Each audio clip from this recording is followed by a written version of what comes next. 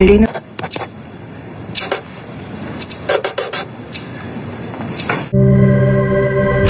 Selamat datang Drakolovers di channel Drakor, channel YouTube yang membahas, mereview, menceritakan, serta membagikan informasi seputar drama Korea. Pada episode sebelumnya, kita menyaksikan kepala sekolah mengeluarkan ruh jahat untuk memangsa Ilnam.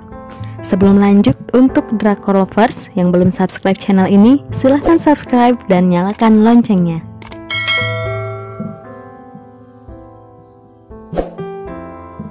Dosim mencoba tak peduli dengan Ilnam, walaupun dia tahu Ilnam menjadi ancaran ruh jahat selanjutnya akibat nilainya yang rendah.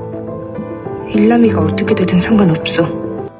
Wuso yang merasakan kehadiran roh jahat berusaha melarikan diri, sedangkan Ilnam yang tidak tahu apa-apa hanya kebingungan dengan tingkah Wuso. Sesaat sebelum roh jahat menyerang, Dosim datang. Dosim dan Wuso kini berusaha melindungi Ilnam dari ruh jahat tersebut. Namun, lagi-lagi Ilnam hanya kebingungan dengan tingkah kedua orang itu. Namun, ia ikut merasa takut. Dosim memerintahkan Wuso untuk cepat membawa Ilnam melarikan diri saat ruh jahat mulai mendatangi mereka. Dosim hanya akan mengulur waktu karena dia sadar dirinya bukan tandingan ruh jahat tersebut. Wuso langsung membawa Ilnam berlari dan Dosim yang berusaha menghalangi roh jahat langsung terjatuh saat menghalaunya. Di tempat berbeda, Kyungpil terlihat kesal lalu mengeluarkan kantung penyegel roh yang sama seperti milik nenek Dosim dari brankasnya. Ruh jahat bisa dengan mudah menyusul Wuso dan Ilnam ke tempat persembunyiannya. Ruh jahat merasuki tubuh seseorang. Saat Wuso dan Ilnam lolos melalui lift barang, orang tersebut juga ikut masuk ketika pintu lift hampir tertutup. Wuso langsung menyadari, dia mencoba mantra yang dipakai Dosim tapi tidak berhasil. Wuso sebagai murid paling pintar tidak dapat membunuh Wuso karena itu melanggar perjanjian, dan inilah juga yang membuat kesal kepala sekolah karena ia takut roh jahat membunuh Wuso. Ketika roh jahat mencekik Ilnam dan Wuso bersamaan, beruntung Dosim datang. Dosim datang bersama beberapa bala bantuan, yaitu beberapa arwah. Meskipun tak sepadan, bantuan arwah-arwah yang dibawa Dosim cukup bagi Wuso dan Ilnam untuk melarikan diri. Mereka berhasil menahan ruh tersebut.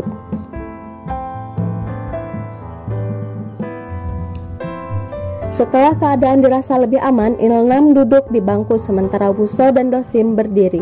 Wuso berterima kasih pada Dosim karena telah membantunya. Wuso kemudian memeluk Dosim. Ilnam menginstruksi mereka yang sedang berpelukan dan menanyakan apa yang sebenarnya terjadi. Sebab Ilnam memang hanya berlari ke sana kemari, dipukuli tanpa mengetahui apapun. Akhirnya, Dosim membawa Wuso dan Ilnam ke rumahnya, menceritakan dan menjelaskan apa yang terjadi kepada Ilnam. Di luar, ruh jahat berhasil menemukan persembunyian mereka, namun Kyungpil langsung memasukkannya kembali ke dalam sebuah wadah, kemudian menelpon dengan ponselnya. Kejadian itu dilihat oleh Hyunso, arwah pemuda yang tewas beberapa tahun lalu karena ulah si ruh jahat. Walau sudah dijelaskan keadaan sebenarnya, Ilnam masih tak percaya. Ketika Dosim membaca dan mengatakan masa lalu dan rahasianya, pemuda itu marah. Emosi Ilnam semakin tinggi ketika Dosim mengingatkannya pada kematian sang ayah yang tragis.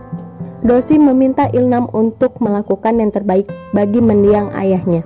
Ilnam pun menangis terseduh-seduh dan Dosim pergi keluar rumah disusul oleh Wuso. Di luar, Wuso dan Dosim berbicara santai. Wuso menanyakan masa depan yang ia miliki kepada Dosim, dan Dosim memintanya memejamkan mata dan mengatakan bahwa seperti itulah masa depan Wuso, tidak terlihat. Namun, Wuso mengatakan bahwa dia bisa melihat Dosim bahkan dalam keadaan terpejam. Dia hanya melihat gadis itu di sana. Lalu Wuso menambahkan apakah Dosim adalah masa depannya?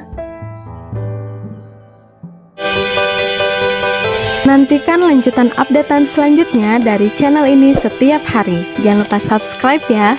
Kami Drakor, pamit undur diri.